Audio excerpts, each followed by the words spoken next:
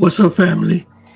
If this is the first time you're on this live, can you make sure you like and subscribe to the channel? I would definitely will appreciate it. Please hit that like button. Please subscribe. Welcome back to another live. Just waiting on more people to come on the live. Just give more time for people to come in. Oh, wow. Got two already. Hey, what's up? Wow, man. What's happening? What is happening? Marcus, what's up? You guys is always there, man. That makes me feel so good. Eric, what's up, man? What's up, brother? Man, it's some stuff going on in Cartagena we got to talk about tonight. So I'm just going to wait for more people to come into the live. But how you guys doing? It's so good to see you all again. How are you doing, sir?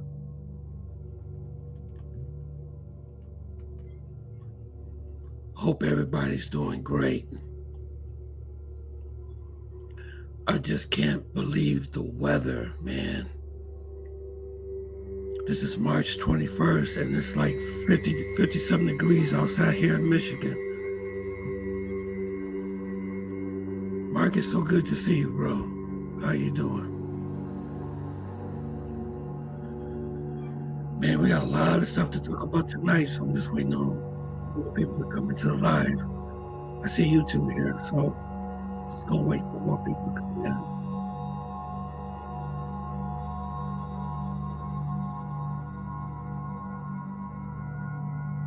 Yeah. Let me see. Speaking of that, I thought that I just saw the thumbnail of that story. Yeah, you're talking about the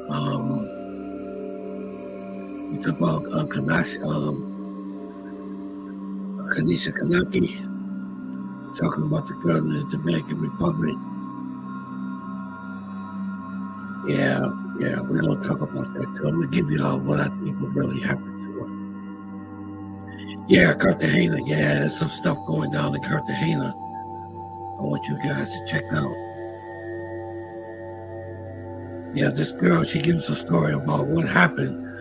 Well, I don't think it was a kidnapping. It was more of a robbery. She was robbed. Well, they were robbed. So she's going to tell the whole story. So we're going to jump on TikTok for a minute. She got the whole thing on TikTok. So we're going to jump on there pretty soon and find out exactly what happened. But it sounds like it was a very scary situation.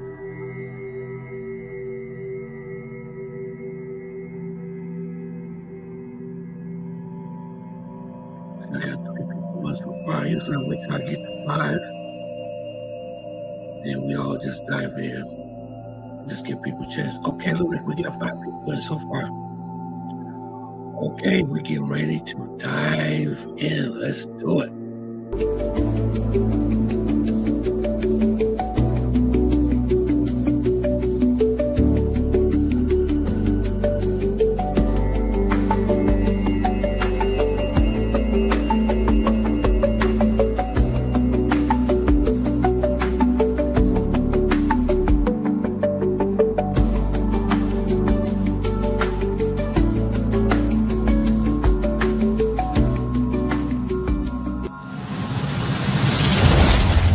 Tony Rome Live.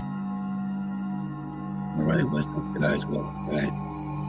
Welcome back to the Tony Rome Show. Hey, if this is your first time coming on this channel, make sure you hit the like button. Make sure you subscribe to the channel. I would really appreciate that. This really helps the algorithm. This helps me to grow. So if you're on here for the first time, I really appreciate if you hit that like button. Please subscribe to the channel. I appreciate it. Okay, Marcus, I got something for you. I said I was going to do the stock market. I have a stock pick for you. So we're going to go into Robinhood, and I'm going to show you which one it is.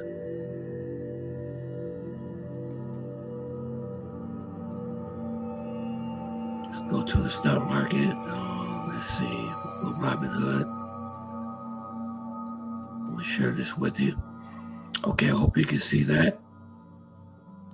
I got one for you. It's called Coca-Cola. That is one of my favorite stocks.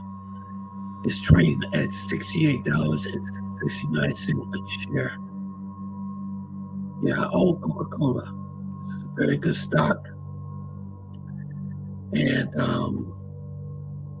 let's see. Let's look down here. Let's go further down. They have a market cap of $295 billion. Okay. It traded today at the high of $69. It has a 52-week high of $73. And the low today, it dipped down to $68.19. And it has a dividend of 2.7%. Yeah, I make money off of this, man. This is a pretty good dividend. But this is a very good stock to purchase Coca-Cola because this brand is not going away. This brand is not going away. Because people are going to always want to play something. If there are sporting events, and if I'm telling you, people are going to always drink Coca-Cola. It's a well-known brand. It's been around for many years. So this is my stock pick of today. It would be Coca-Cola. So you purchase that stock now, okay?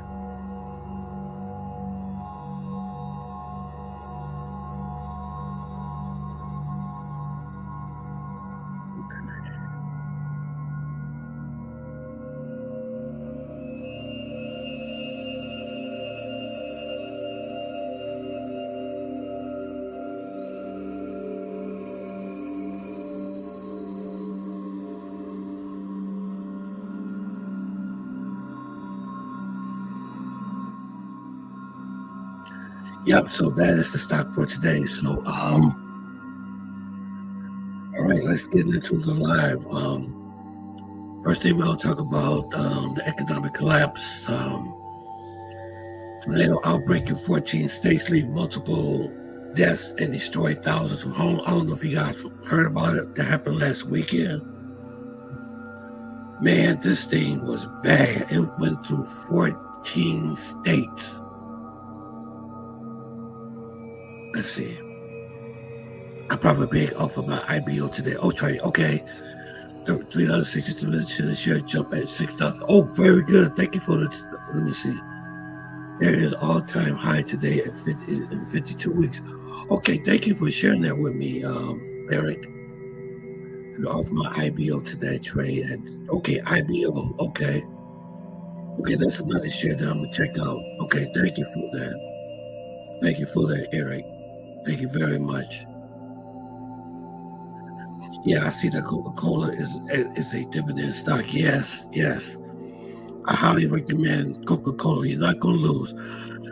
In order for Coca-Cola to go out of business, it would have to be the end of the world. I don't see that brand going nowhere. I remember when I was a little baby, everybody, biomedical, okay. Okay, definitely. IBO Impact Biomedical. Okay. I'm definitely going to check that stock out. I'm getting ready to buy it. I'm going to buy that stock. I'm going to trade. When trading opens Monday, I'm going to make sure I definitely check out that stock and I'll make sure I buy it.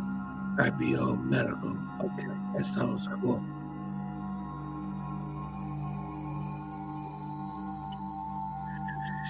Yeah, guys, the tornado did a lot of damage. It went through 14 states.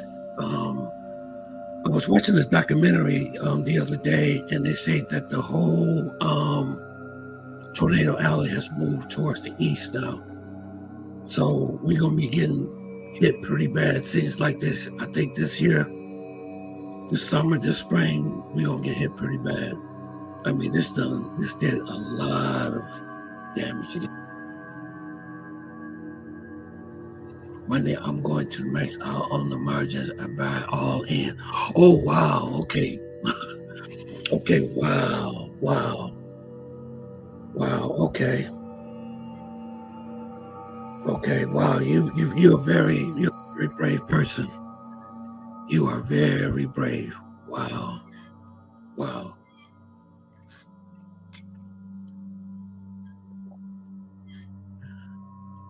Well, Dollar General also is cutting the stores there. Get ready to close over 100 stores. So that's a very unfortunate situation too. I am in and out of trade in 20 minutes. Oh, okay. Wow. Oh, Eric, what platform do you trade on? Chris, what's happening? Well, it's happy Friday to you too, sir. Happy Friday to you too, guys. So I'm gonna play that video about what happened last weekend. It was a trip. When I went to work last Saturday, the skies was completely dark, and the wind was blowing really bad, and it was pretty nasty. So check out the damage. What happened? Recovery efforts underway this morning after another round of deadly storms tore across the country over the weekend. Yeah, a bad situation. More than 50 confirmed tornadoes touched down in 14 states, killing at least 32 people and leaving behind a trail of destruction spanning from the south to the northeast. In Tennessee, 13 people are dead after an EF2 tornado hit 4 counties there. Another tornado hit the Tennessee-Alabama border, killing 1 person. In Arkansas, officials say 5 people are dead after an EF3 tornado destroyed thousands of homes and buildings. People described what it was like when the tornadoes hit. I do Robin Hood, yeah. I said that's not just your normal clouds and your thunderstorms. That's a tornado. And as soon as I saw debris coming, I just said it's time to take shelter. I thought I was a goner for sure, but I rode it out, and the next thing I know, it was just everything was trashed. States in the Midwest like Iowa, Indiana, and Illinois also feeling the brunt of the storm. In Illinois, a tornado hit a theater during a concert, causing a deadly roof collapse. Yes, sir. I have buried gold. Yep, I have gold stocks. I don't own no physical gold right now. I don't own no physical gold. So I do buy the gold stock. Physical gold is very expensive. It's very expensive. I think right now, physical gold is trading at maybe like $3,000 an ounce. $3,000 an ounce. So I'm taking a chance of investing in gold mining. Barrick Gold is a gold mining company. Matter of fact, let me see if I can pull it up right quick. Let me pull it up right quick for you guys.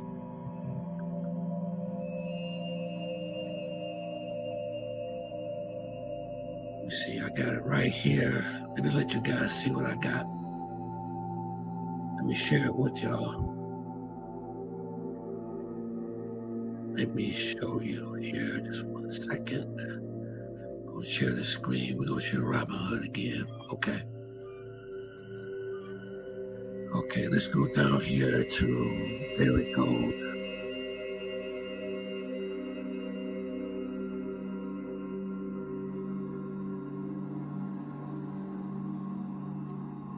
Yeah, this is one of the ones I have.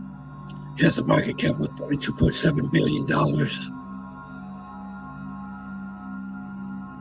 Barrick Gold engaged in production and the sale of gold, copper related activities. It also provides exploration and mining development.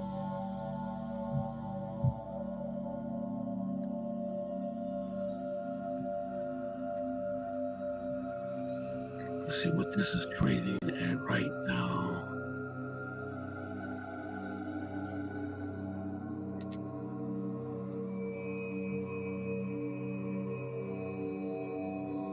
Today high is $19.23. That's what it's trading today.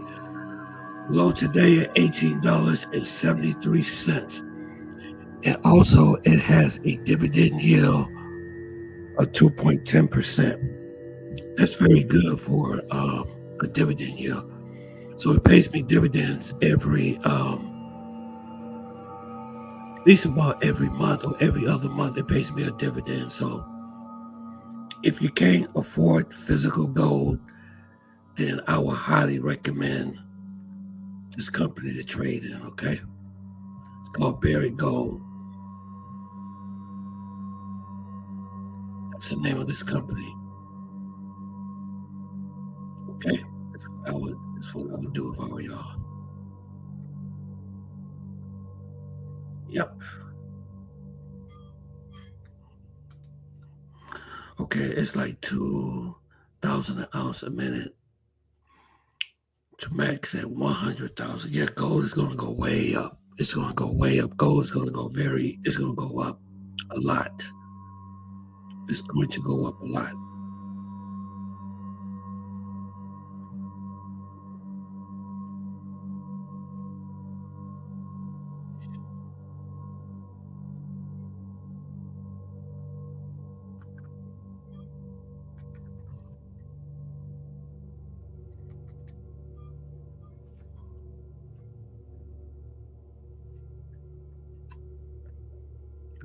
So how's everybody Fridays going?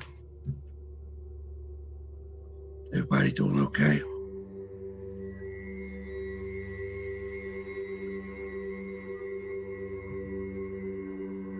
Well, there's some more economic collapse news is coming. I told you about Dollar General, and I got some unfortunate news about Chrysler is going to be Stellantis is going to be cutting a lot of jobs, man.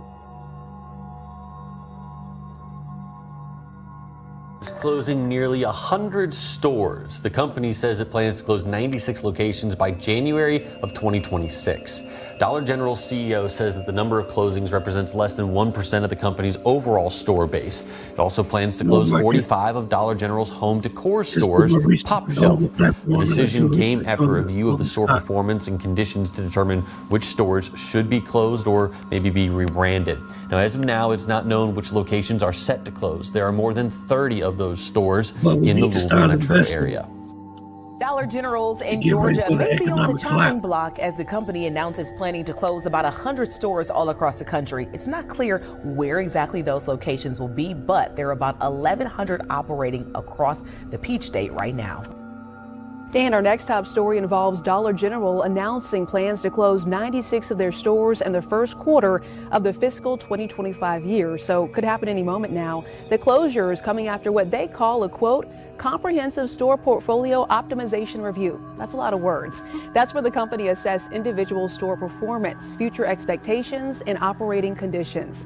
Dollar General has yet to release a list of specific locations for the planned closures for this year. I can't hear you. Can you repeat that? Wait a minute, is this music too loud? Let me see if I can tone this down maybe just a little bit. Hold on for 1 second.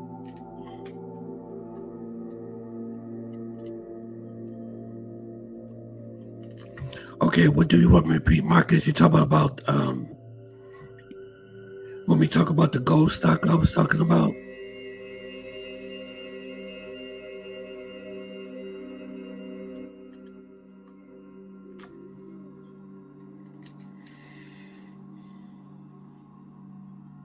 Okay.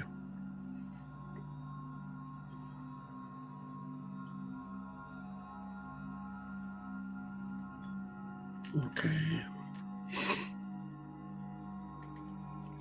Safety first. Never invest in any company trading on Robinhood that's from China or Israel. Okay. Got burned by GLM, GUM Pharma, and LSE Lion Energy Holding. Okay. Stock plummet 60% and hard to recover. Yeah, I always deal with American companies on the Dow Jones Industrial and the S&P 500. Those are the ones that you want to invest in. The S&P 500 are very good American companies. The top technology, well, not NASDAQ, well, maybe some on the NASDAQ, but I usually invest in companies in the Standard & Poor's S&P 500. Yeah, you're right, Eric. I wouldn't deal with China or Israel or, external countries investing, maybe Canada. I might do with Canada, you know what I'm saying? But I'm not going to deal anything with not with China. I wouldn't take no chances with nothing like that. Just been watching March Madness baseball and some of the World Cup qualifiers, National League games, USA, Canada, Colombia, Venezuela, all lost just. Oh wow, okay. I haven't watched in a long time. I haven't watched any sports in a while because they want you to pay for it, and I don't have the money to pay for it. I just don't have it. Everything is too expensive. Everything is too high. So, yep. So, I did get the what was that? I got Amazon Prime, and I got another one. I think it was Paramount or something, because I wanted to watch the Lions when they was in the playoffs. But after the Lions lost, I just got rid of everything. Everything just too expensive. Okay. Yeah, because that stuff going on is eerie, man. There's stuff going on in this world, man. I know it's eerie. Yeah. Yeah, man. It's a lot of stuff going on right now around the world. As a matter of fact, we're going to get into what happened to that girl. There were 3 black women that were attacked in Cartagena. Yeah. I got the bootleg IPV to watch it. Oh, okay. I can't, you know what? I can't do that. I know people who's doing the same thing that you're doing, you know. I know someone that gets all the channels. He got I don't know what it is, but I went over his house. He got all the channels. Okay, let's look at the situation that's going on with Stellantis. They get ready. They're doing the buyout. They get ready to get rid of a lot of people. Check this out. Is laying off 7,500 people by 2029. But the big picture, you zoom back, Volkswagen laying off nearly 50,000 people. This will allow Audi to save more than 1.1 billion euros per year. The Volkswagen brand themselves, 35,000 cuts. Porsche, almost 4,000 cuts. Software unit Cariad, 1,600 job cuts. Audi has already cut around 9,500 production jobs since 2019. A move it said at the time should help free up billions of euros to fund its shift to EVs. Well, if you missed my automotive coverage the other day on Audi, they're shifting not to EVs, but to somewhere in the middle. They're going to have like 10 plug-in hybrids, new plug-in hybrids in 2025 by the time the year is done. They're laying off people. They don't know really the projection of where the market's going to go. Is it going to be EV? Probably not. Is it going to be plug-in hybrid? Well, we'll see what customer demand there is there. Definitely ICE. ICE isn't going anywhere regardless if it's Europe or North America. Mandates or not, I don't think ICE is going anywhere. Yes, you can kill them off with mandates, but people won't buy cars anymore. And so what are you going to do? Kill your automotive industry? That seems to be the situation in Europe. Killing off the automotive industry because people aren't interested, or at least should I say, the vast majority is not interested in battery electrics. If you're in Europe, let me tell you something. The reason why I bring you guys this type of information is because I'm trying to get you all to understand you need to start preparing for what's coming. That's why I do this. That's the reason. I'm not doing this to be negative. I'm not doing this to be making you scared. But things is about to hit the fan. And you need to invest. You need to diversify your income to be prepared what's coming. Because once the economic collapse gets here, it's going to be too late. Okay, you need to be preparing, saving your money, investing your money, and move abroad if you can. Let me tell you something. If I had the money right now, I would get the hell out of the United States right now. In all my life, I have never seen things like this in this country. Natural disasters. Multiple tornadoes hitting 14 states. 14 states. and unaliving people on top of that. So I'm not being negative or anything like that. I'm just saying you need to start making a plan. What I've been doing too, like I said, I've been stocking up water. I've been buying the right stock. I've been, my next move is I'm going to cash in some of my stock and buy physical gold. Also, that's what I plan to do. And let me tell you what I did. I went on the Thailand United States Embassy, and they gave me what do I have to do to get a retired visa. I am eligible for a retired visa. Matter of fact, let me show you guys. I got the website right up here. I'm going to show. Well, let's see this. Let's listen to this guy first. Then we'll get back to that.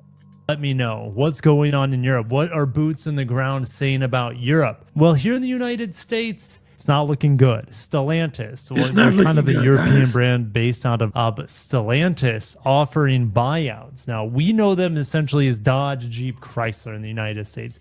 Stellantis owns Dodge, Jeep, Chrysler, Fiat, Alfa, Maserati. They're offering massive buyouts.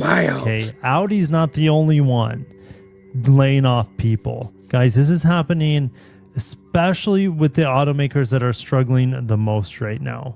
Okay, so Audi, Volkswagen, now Stellantis, both European-based companies. Yep. Those layoffs for Audi were probably and Volkswagen are probably mostly in Europe.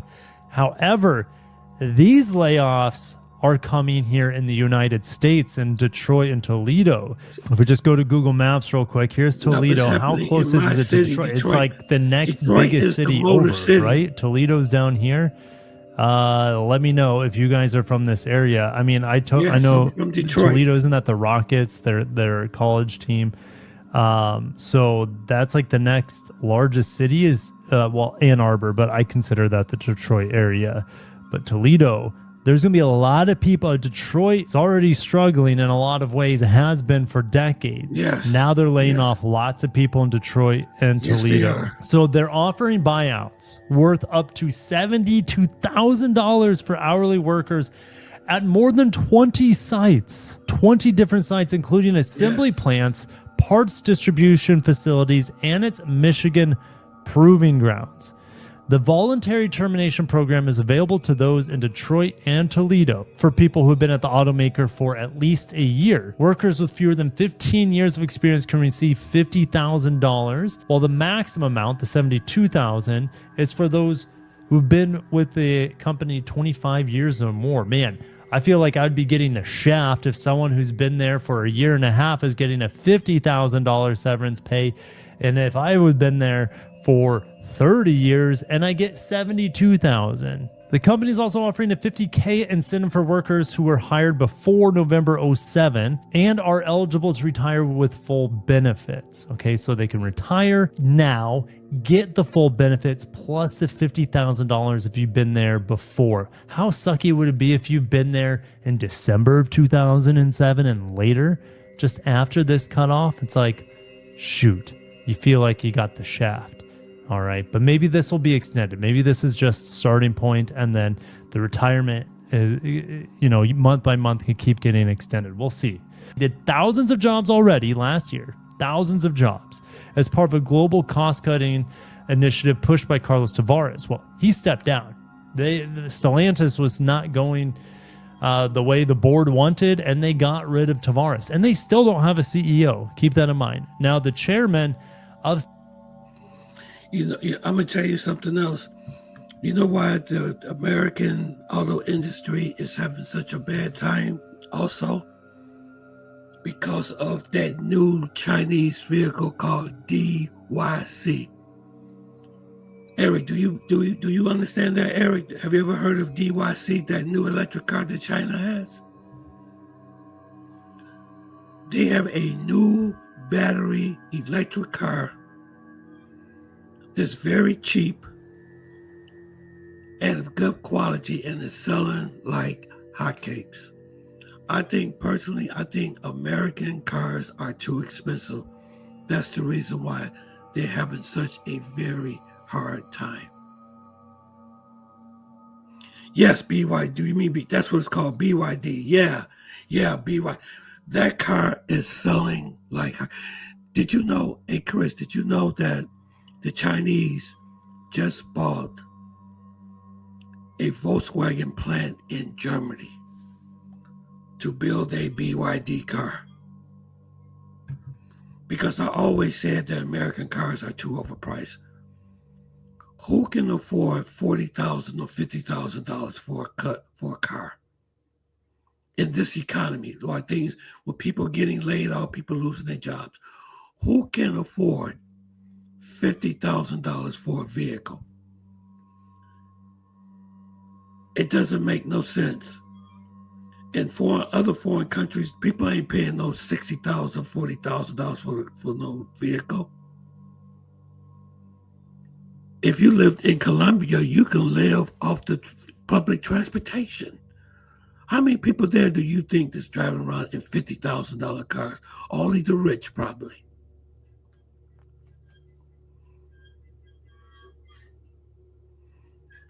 Yeah, it would be expensive here if they put a tax on it, right? But I remember I seen a BYD. I seen a car, just a car, okay? They showed the inside of the car. I mean, beautiful dashboard, leather seats, everything. Beautiful car. The average cost of a BYD is $10,000. I saw it with my own eyes.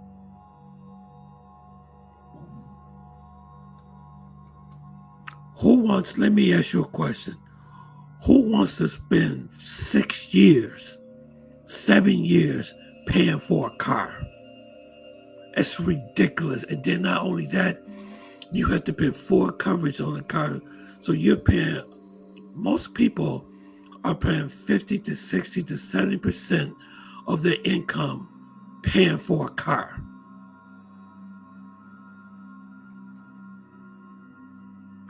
That is totally ridiculous. The moral of the story is that people's financial situations are different. Stay in your financial life. There you go, right? If you can afford it, go ahead. Go ahead and buy a 50 or 60,000. I'm not saying there's anything wrong with that. But the average American doesn't even have $500 in their savings account. I tell you, I have a Toyota Corolla out there, and believe me, that's the only car I'm gonna ever get right now. I don't want to be enslaved making a car payment for the next 6 or 7 years. Yeah, it depends on your salary, but look what's happening. Let me tell you something. When these layoffs happen, you're going to have thousands of people walking around unemployed. And people will be getting their cars repossessed.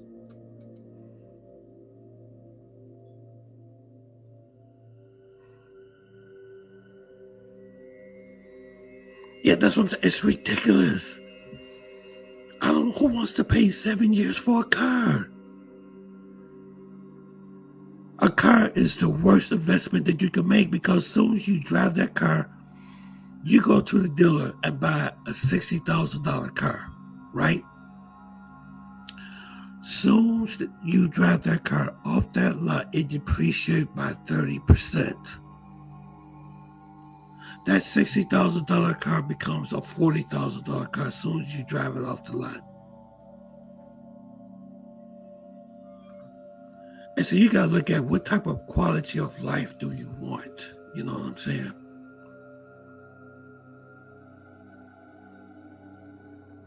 What type of quality of life do you want? I want a good quality of life.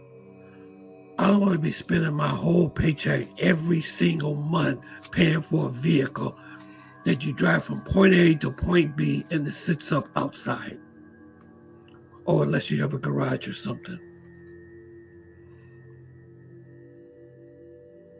Yeah, they spend money on dumb things. Yeah, because when I move abroad, I would have to sell my car. Because Thailand, you don't need no car there. If you move to Colombia, you don't need no car there. Uber's like $2. That's all I use is Uber. And the most that I spend, I give the Uber driver is $3. Take me anywhere I want to go.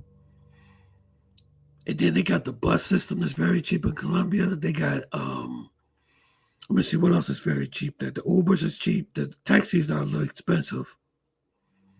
But they got, they got high-speed railway. They got the cable cars. They take you from one part of the city, take you out of El Poblado to another area of, of Medellin. You don't need no car down there. I wouldn't even, matter of fact, they suggest that you don't even have a car. Look at life with David. He doesn't even have a car. And just like, think about this. Just think about all the money that you can save. Just think about all the money you can save that you spending everything you got on a vehicle. It's ridiculous. It's like the system here. It's like they want to just keep you poor. Keep you under financial slavery.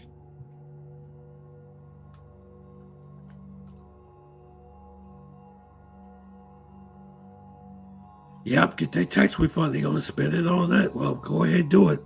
I'm keeping my Corolla. I got a 2011 Corolla, and that would be the last car that I will buy in this lifetime. Unless I win a whole bunch of money. Unless I have, unless my income greatly improved. But this would be probably the last car because I want to move abroad. This is ridiculous. That's why the auto industry is having such a bad time.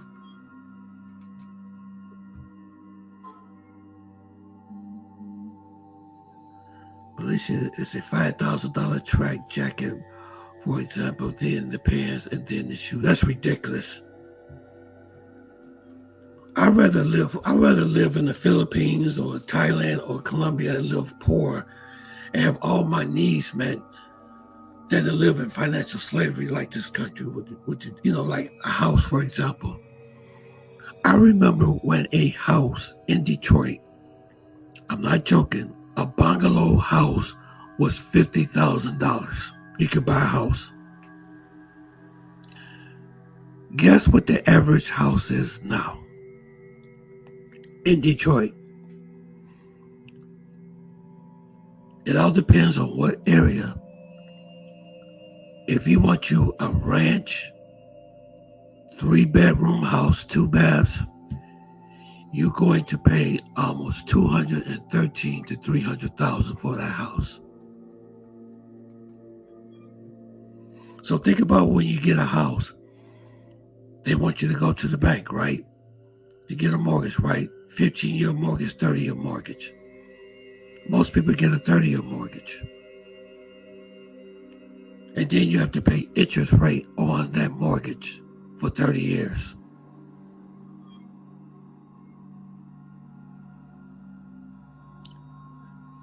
$30 years paying for a house. And you may have 5 or 10% APR interest on that house. So by the time you pay for the house is quadrupled.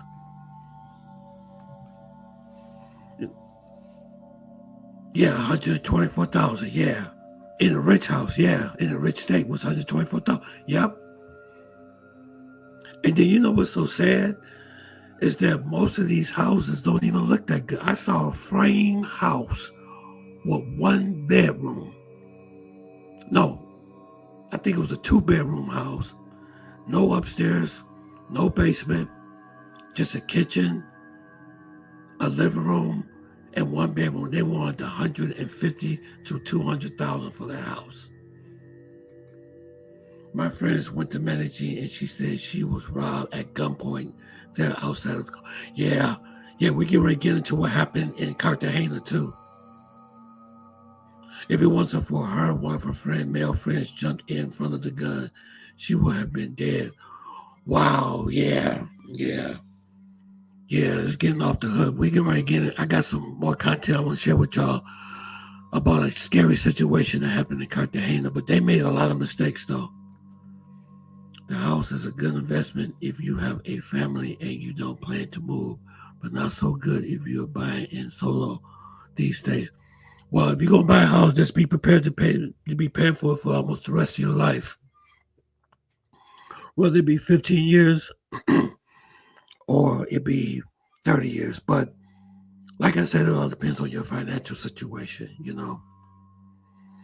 Yeah, but things in this country is really getting bad. And the weather is getting bad. And, you know, those storms that went through here destroyed all those houses, man. It just wiped out everything. Yeah. There was a guy, I want to show you guys this. This is crazy. Let me see. Yeah, NYC, for example, example of apartment is $3,000 minimum. Wow, on rent. And some of them don't even got serious body work done to it. Yep. It's crazy. Yeah, the real estate market here in this country is going to put a lot of people on the street. Matter of fact, I heard that the shelters here in Detroit are so overwhelmed till they don't have enough space to put all these people. They don't have enough space. But things are about to get bad, even with the weather and stuff. I can see changes happening right now. What we're getting ready to go through this spring with these tornadoes and things and these natural disasters that's happened. There was a guy, guys, you got to see this video. Then we're going to jump into the Cartagena video. There was a guy that was filming a tornado in his house, and he watched it as it came and wiped his house.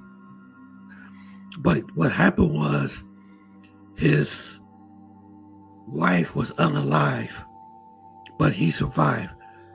I want y'all to check this video. Y'all not going to believe this video. You got to watch this. And then we're going to jump into the Cartagena video. But I want you, I recorded this video for y'all to see. You are not going to believe this. This is how crazy things are getting. Okay, just watch this for 1 second. Then we're going to jump into the second half of the show. And get your popcorn, get your drink. We got a lot of stuff to talk about tonight. Okay. But this guy was in his house. He opens up a window and he films a massive tornado coming to his house. And watch what he does at the video. What's up? What's up, Joe? What's up? Good to see you. Watch this, guys. What's up? What's up, Joe? It's good to see you. Brother, I'm sorry. Hey, brother, I'm sorry I missed your phone call. Again, you be calling me when I'm at work, but we're going to chop it up. I'm off Monday. Maybe we can talk Monday. So I don't want you to think I'm brushing you off or anything like that, because it's always good talking to you. So check this out, guys. Watch this.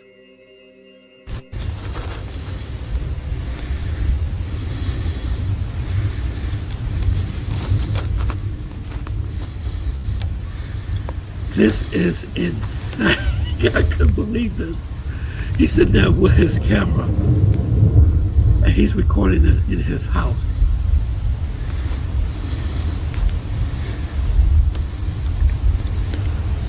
And you can hear him breathing.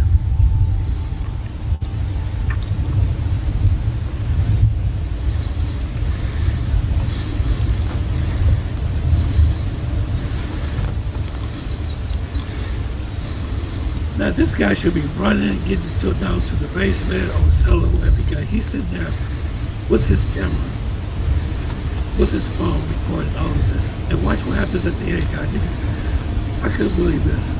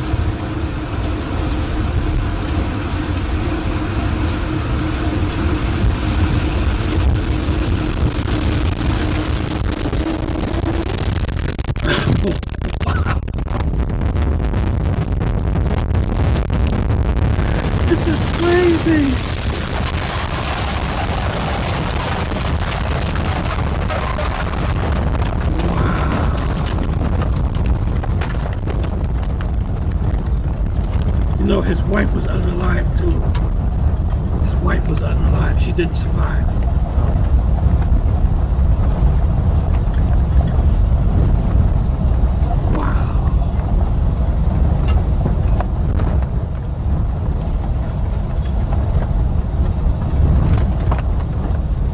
This is ridiculous.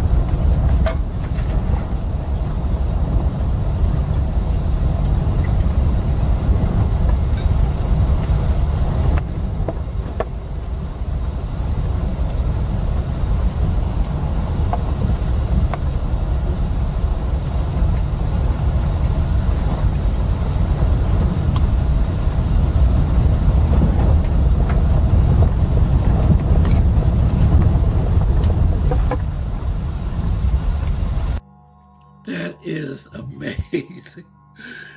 That is amazing, amazing, amazing. Wow, that's crazy. Okay, let's jump into, we talked about the economic collapse. We talked about investing. We talked about all those things. Okay, now we're getting ready to get into what happened in Cartagena. But let me just briefly tell you what I think about what happened to Kanaki in the Dominican Republic. Okay. I don't know if you all heard, but the guy his name is Joshua Reedy. That's his name. He made it back to the States. He's no longer being held in the Dominican Republic for this girl being missing. He was a person of interest. He was a person of interest. And I did a video on this, and didn't get very many views, but I kind of broke it down about some of the things that she made a mistake and what may have happened. But I'm just going to leave you with this story. I'm going to be honest with you, what I think what happened to this young lady. Okay. Joshua, do I think he's responsible for what happened to this young lady? No, I do not think that he's responsible for what happened to this young lady. Because if you heard the story, they were in the water and he dragged her out of the water. Hey, what's up, brother? What's happening? What's happening? What's happening? All right, Flexer, good to see you, bro. God bless you. Good to see everybody. But I think what happened was, this is what I think what happened. I think when he rescued her out of the water, because that's what he said he did. I think he's telling the truth. He pulled her out, but he was very intoxicated. So they both was very, very intoxicated. Kanaki was very intoxicated. He was very intoxicated. And he said he was throwing up. He got a lot of water, he was choking over the water, when he put, because he said they both nearly drowned, but he poured her out of the water. And that had to be kind of scary, because if you in Punta Cana behind that hotel on the beach, there's no lights on that beach, so they were totally in the dark. They were in the dark. So he said he pours her out of the water, okay? And he's coughing and he's throwing up, okay? He said he watches her as she gets up and she walks in a different direction. So he gets up, he finds a chair, and he falls asleep because he's that intoxicated. Okay, you know what? I'm going to tell you something. I have been that intoxicated before. I know what he means, because one time I went to an icebreaker party at Michigan State years ago. This was many years ago. And there was just liquor and booze and beer, wine, liquor, anything you want to drink. I mean, I drank so much and I was so intoxicated, man. I woke up the next day in my car where I threw up on myself. So I believe they really had that much to drink. I really believe they had that much to drink. I think Kanaki, this young woman, and the guy Joshua, they had a lot to drink. But this is what I think what happened to this young lady, though. I think what she did, she got up, she walked in a different direction, and I really believe that somebody grabbed her and took her into trafficking. I believe that. Now, I don't believe it could be the Dominicans that done this. I'm not saying that they did, but I really believe this young lady was taken.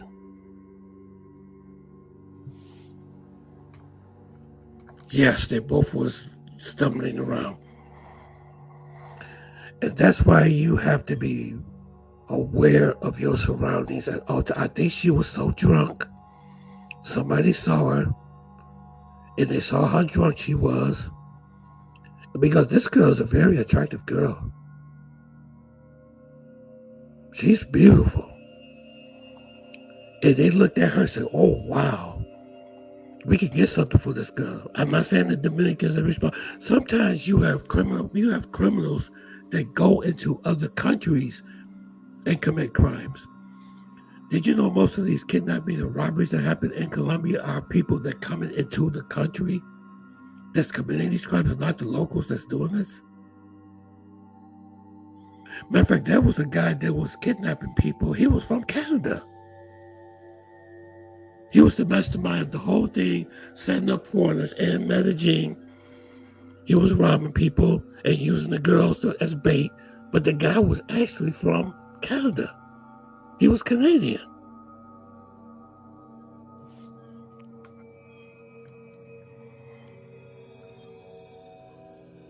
I believe that she was. I'm not saying this is the final answer. I believe it was.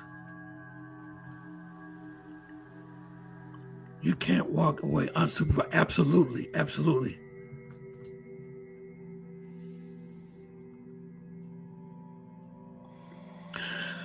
I'm not saying who did it, but I just have a feeling of that's what happened. I don't know who did it, but I believe she was taken because for number one, they was combing that beach, man. If there was a body somewhere, they would have found it. And let me ask you a question. Where would he, if he did something to her, where would he put it? You know, he's intoxicated. He don't have no shovel. He has no tools. He has nothing. And plus they had the cadaver dogs. They had everything out.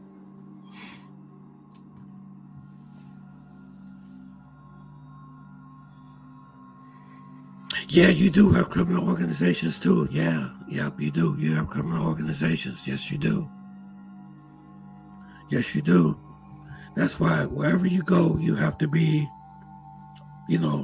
aware of your surroundings at all time. And they tell you if you're walking around drunk, if you walk around intoxicated in any foreign countries like in the Dominican Republic or in Colombia or in Brazil, you become a target. You become a target.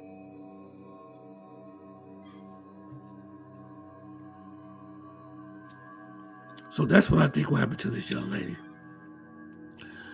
All right. Now we get ready to get into what happened in Cartagena. I want you to listen to this American black woman.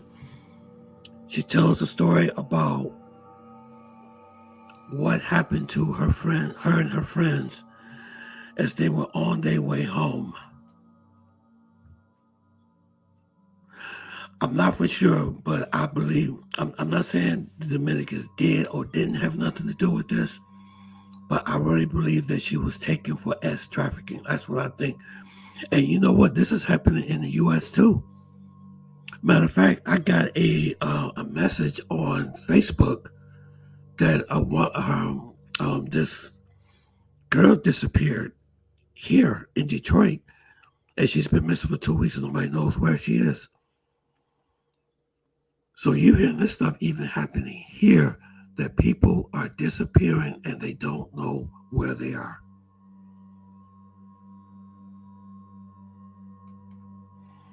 let me see, he did have up to 4 hours to have done a burial, but have not been to the resort to see if there are places these could be. That's what I'm saying. That's what I'm saying. I mean, if he would have buried her, what would he have used? You know what I'm saying? And the Dominicans had cadaver dogs, man. They had those German shepherds, and they could smell a body very far. Very far off. They had the helicopters. There was calm in that resort, man. And I believe if he was going to put her somewhere, I think somebody would have saw something. Somebody would have saw something. But I think that's what happened. I think she was taken. There's a movie that came out years ago called Taken with Liam Neeson. And they talked about sex trafficking, about women being abducted. This is real. No, the Colombians. Okay. Not the Dominicans. But also they didn't lose. But also, didn't he lose his shoes? I don't know about his shoes. I know he didn't have any shoes, but he was very, very intoxicated because I saw another video of him at a bar. Both of them was at a bar, and he was just throwing up everywhere. I can understand how intoxicated he was because I've been that intoxicated before. Years ago, especially when I was his age. Believe me, it's not fun being that intoxicated. And I had so much to drink until I've actually like I just blacked out. I just like fell asleep. I mean, I was that drunk. And he was that drunk. He got out that water and he saw her walking her way. He got to that chair and he just sat there. And he woke up the next day. I really believe he didn't have anything to do with this because he has too much to lose. Too much to lose. I think it was an accidental drowning. He was too drunk to save her and made up a hero story, or maybe she resisted his advances and something happened in the water. Well, you know what? I'm gonna tell you this. This is okay. Let me be honest with you. I talked to a forensic scientist and I talked to somebody, an ex-retired FBI agent. Okay. Now, my thing about this, if she would have been in the water between the time that they found out that she was missing from the time that Joshua left the beach, I believe that she wouldn't have been that far off into the water. They still would have found her. If there was a body in the water, they would have found her because they use advanced technology. They use drones. They use everything. And I believe eventually her body would have washed back up on the beach if she was still in that water. Now, I'm not saying this is 100%. This is just my own speculation about what happened. And I'm just, excuse me, and I'm just using the science of what I've heard. But the FBI agent I talked to, he's a retired FBI agent because, I work in a hospital setting. So a lot of the security people that work there are retired police officers, people that work, veterans and retired agents, that work for the ATF and the FBI. And he said that when he was in the FBI, that they used to get a lot of calls of kidnappings and stuff that happened in South American countries. And people, they kidnap these people and they ask for a ransom, But I think this is what happened to this girl, me personally. And it could have been an accidental drowning. I'm not saying it's not. I'm not dismissing anything that you're saying, brother Chris. That could have happened. But I think if it was an accidental drowning, I don't think that her body would have been that far off into the sea where they wouldn't be able to find her. Resorts are very secure mostly, and the resort shares the beach with other resorts. Maybe, excuse me, I'm so sorry. Maybe he took her to another hotel property and they searched the wrong area. I think they would have probably did that already, Chris. I know you think he's the suspect, but I don't think so because they said that he was very cooperative, extremely cooperative, and he has a 0 criminal record. He has a 0 criminal record. So he's never been in trouble before, and he's a student. You know, that's what I think. Okay, I got something I want to share with you guys about something that happened in Cartagena with these females. So sit back, here we go for the second half of the show. Okay.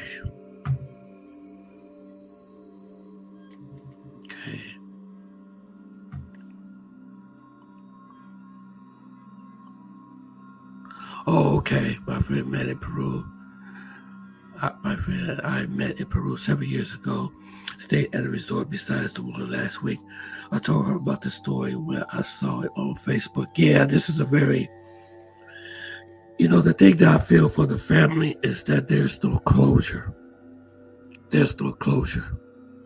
They gonna never know what happened to this young lady if they don't find her. Because I remember there was a similar story that happened back in 2003 of a woman named Natalie Holloway. She was in Aruba, and it happened the same way. She was with some friends. She disappeared. She went off with this guy. Also, she disappeared and I haven't been able to find her. This happened 20 years ago in Aruba. So this situation here is a similar situation. Okay. All right, let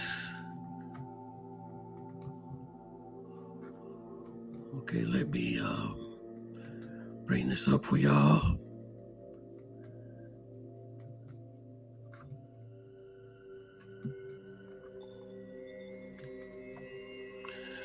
Okay, this is a screen here. She's going to tell you exactly what happened to her in Cartagena. This is her story. I'm not an influencer. I don't have no big following page. I'm just trying to spread awareness and get people to understand like what happened, because like even for us, this shit just feels like, now that we're back home, this shit feels so surreal that we're literally 24 hours later back, because this shit does not happen. Like people do not get a chance to call their parents. Anyway, this is going to be a story about how we almost got kidnapped in Cartagena, Colombia, the first day there.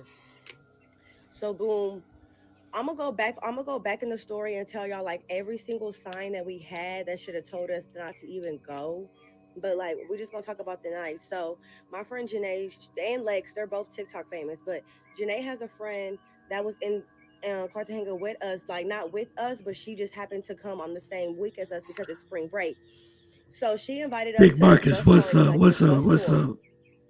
And she picked us up from a resort because she had a private driver. Like she had her own driver, and she knew him. They was contacting each other like before the trip even happened. So she felt comfortable with him coming to get us as well. Because although we were staying at a resort and we could have got a taxi or a cab with them, it just made sense since we're all going together that boom, we're just gonna ride together. So they come pick us up. We're in the party bus. It's not even a party bus. Like yes, there's music playing, but it wasn't like we were getting drunk. Let that be very known. We were not getting drunk. Yes, we might have been drinking. Yeah, I haven't turned up, Marcus. Smirnoff, like a 2% alcohol beverage. Like it was nothing. So after the party bus, after the bus tour, I can hear mind pretty you, we good. went around the city 3 Salute, Big times, and the Marcus. whole time we were going around the city, I'm gonna go to the bathroom. Let y'all listen to this. Rest people of kept this. stopping. That we made stops, and you were able to get like drinks, and you were like they were passing out beer, and we made a pit stop to pee. Y'all, we had to pay to piss, but like that's besides the point. So we, after the bus tour was done, they had stopped at a club. We didn't go inside the club. We went to the restaurant next to it because all we kept talking about was being hungry because the resort food was not good. We really haven't ate. Like I said, I'm gonna go in the backstory and tell y'all like how the experience was getting there because that will explain to y'all like why we were so determined on getting something to eat.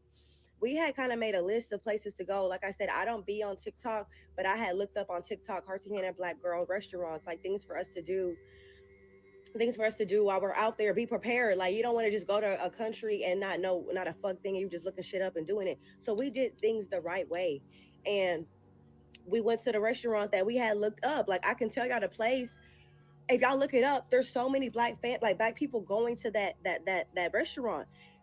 We went to the restaurant. The man gave us the menu on the drink menu side, and then he flipped it. All we ordered was food. All we drank was water. We were not drunk. We were sober. We were alert. And like y'all, like Salute, brothers. What's the word? Salute. When it's like we were talking about what was happening, Arizona. the foreshadowing that we was doing.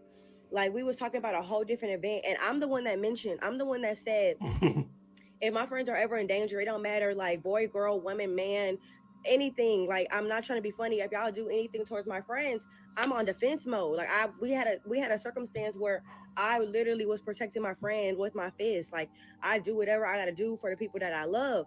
So we talked about that, and we went home. Like we were going home. We saw a taxi, and he said $50, but he was super super eager, y'all, like super super super eager. He was so eager for us to go, so we was like, nah. Like first of all, the $50 was a red flag because it was only a 23-minute drive, but again it was like 1 o'clock. So I guess when we went to the second driver, the driver that we picked him, y'all. We picked him. The driver that we picked, um he told us $50 too. We looking like, okay, y'all, this might be like how much we gotta pay. We just gotta pay. We want to go home. We want to go home, be safe. So we just did it, right? Boom. Janae in the passenger seat. I'm in the back seat behind the driver, and Lex is next to me in the back seat behind Janae, kind of diagonal to the taxi driver. Okay, part 2 coming soon.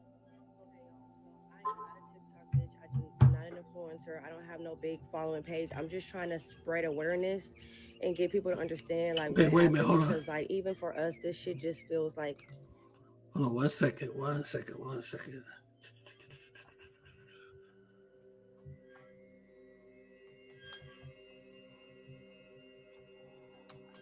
So we in the car. I put the GPS on my phone.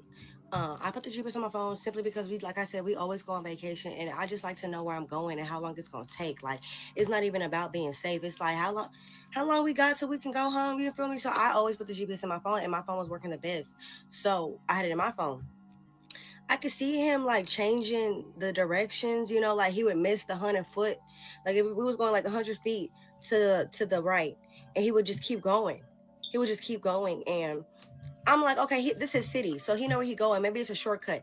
Mind y'all, he didn't even put the GPS in his phone. So I'm just thinking because he's a taxi cab driver and we're at a resort and it's a nice resort, maybe he's done this so many times that he doesn't even need the directions.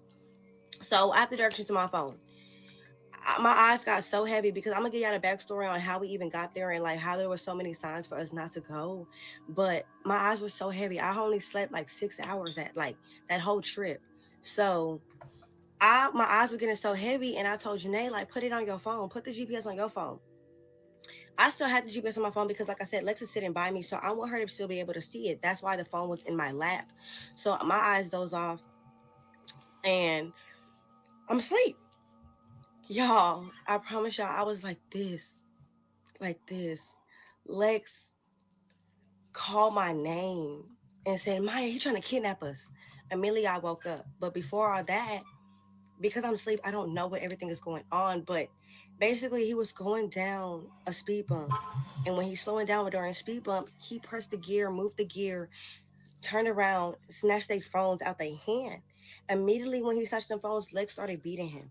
Started beating the fuck out of him. She's like, nigga, what did she say? She was like, bitch ass nigga, like, bitch ass nigga.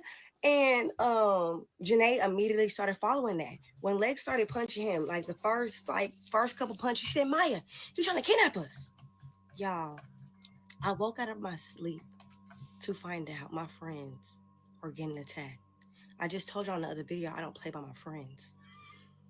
I woke up, no questions being said. I'm not confused. I'm not like, I immediately started swinging on this man. So Janae hitting him, think about this, but backwards, right? So Janae hitting him on this side. I'm hitting him on this side. Lex is punching him on this side. We are punching this fool. Like, all I know is how to fight. I don't know how to like squeeze and bite and do that. I'm just fighting like this is a bitch that just fucked my nigga. I'm sorry. That you're trying to take my life, my friend's life. We got kids at home, families at home. Marcus, you crazy. So we just start punching. At this point, part three. I'm sorry. But wait till you find out what they were doing. I put the GPS on my phone. I put the GPS on my phone simply because like I said, we always go on vacation, and I just like to know where I'm going and how long it's gonna take. Like, it's not even about being safe. It's like how long. Absolutely, Big Marcus. So I always put the GPS. Absolutely, Big Marcus. So I had it in my phone. I could see him like changing the directions. You know, like he would miss the 100 foot. Like if we was going like 100 feet to the right, and he would just keep going. And I'm like, okay, this is city, so he know where he going. Maybe it's a shortcut. Mind y'all, he didn't even put the GPS in his phone. So I'm just thinking, because he's a taxi cab driver and we're at a resort and it's a nice resort, maybe he's done this so many times that he doesn't even need the directions. So I put directions to my phone. He said, try to tell. My eyes got so heavy because I'm gonna give y'all a backstory on how we even got there and like how there were so many signs for us not to go. But my eyes were so heavy. I only slept like 6 hours that whole trip. So my eyes were getting so heavy, and I told Janae, like, put it on your phone. Put the GPS on your phone. I still had the GPS on my phone because, like I said, Lex is sitting by me, so I want her to still be able to see it. That's why the phone was in my lap. So my eyes doze off, and I'm asleep. Y'all, I promise y'all, I was like this. Everybody hit that like button for me, okay? Call my name and said, Maya, he trying to kidnap us. Immediately, I woke up. But before all that, because I'm asleep, I don't know what everything is going on, but basically he was going down a speed bump. And when he's slowing down during a speed bump, he pressed the gear, moved the gear, turned around, snatched their phones out their hand. Immediately when he snatched them phones, Lex started beating the fuck out of him. She's like, nigga, what did she say? She was like, bitch ass nigga, like, bitch ass nigga. And Janae immediately started following that. When Lex started punching him, like the first couple punches, she said, Maya, he's trying to kidnap us. Y'all, I woke out of my sleep to find out my friends were getting attacked. I just told y'all in the other video, I don't play by my friends. I woke up, no questions being said. I'm not confused. I'm not like, I immediately started swinging on this man. So Janae hitting him, think about this, but backwards, right? So Janae hitting him on this side. I'm hitting him on this side. Lex is punching him on this side. We are punching this fool. Like, all I know is how to fight. I don't know how to like squeeze and bite and do that. I'm just fighting like this is a bitch that just fucked my nigga. I'm sorry. That you're trying to take my life, my friend's life. We got kids at home, families at home. I'm not playing that. So we just start punching. At this point, part three. I'm sorry. So we in the car. I put the GPS on my phone. I put the GPS on my phone simply because like I said, we always go on vacation, and I just like to know where I'm going and how long it's gonna take. Like, it's not even about being safe. It's like how long we got till we can go home. You feel me? So I always put the GPS in my phone, and my phone was working the best. So I had it in my phone. I could see him like changing the directions. You know, like he would miss the 100 foot. Like,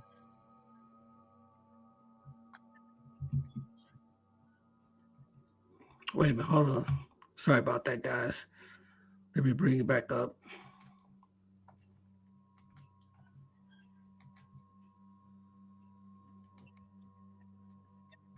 Kid turn.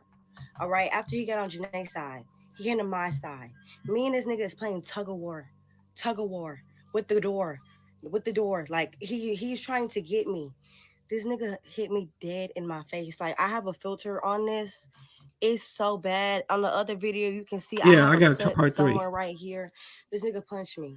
When he couldn't get to me, Lex was when I say thank you God for Lex, even Janae, thank you God for the people that was with me. But Lex was being so vocal and telling us what we needed to do. But like we knew what we needed to do, but like we was on a mission. Like now that it's being said out loud, okay, boom.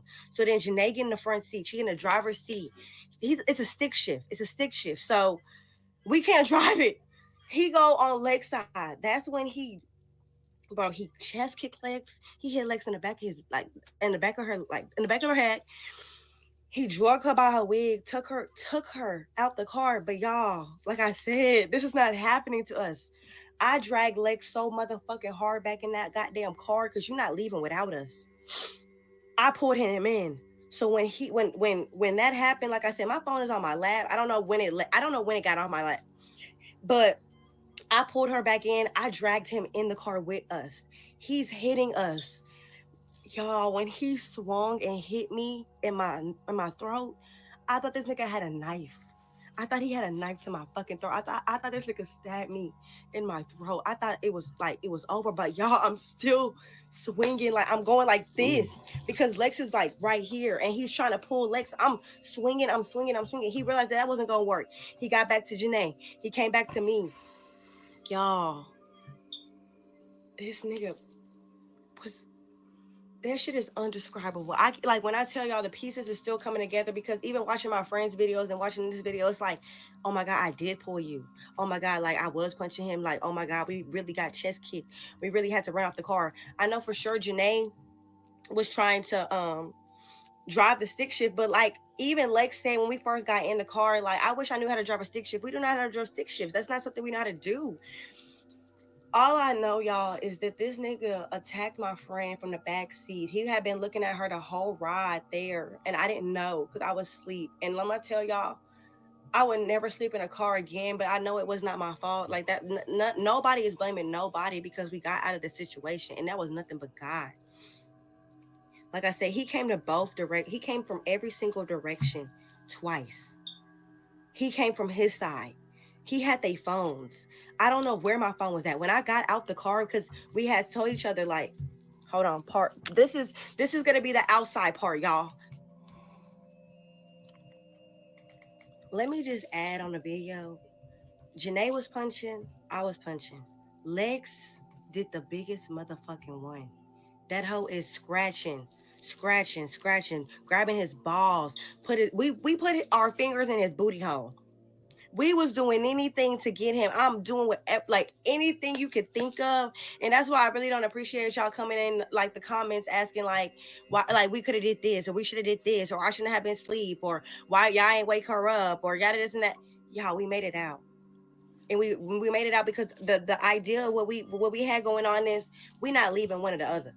One or the other not going. Like it ain't you either gonna take all three of us because all three of us staying. Like if I gotta get hoes down by the end of the night, I'm gonna be holding these hoes' hands by the end. You know, I'm not letting go. I refuse to come back to Houston and tell Miss Emma or Kyrie that they don't have their daughter or mama. You feel me? So we were so big on like making sure we got each other right.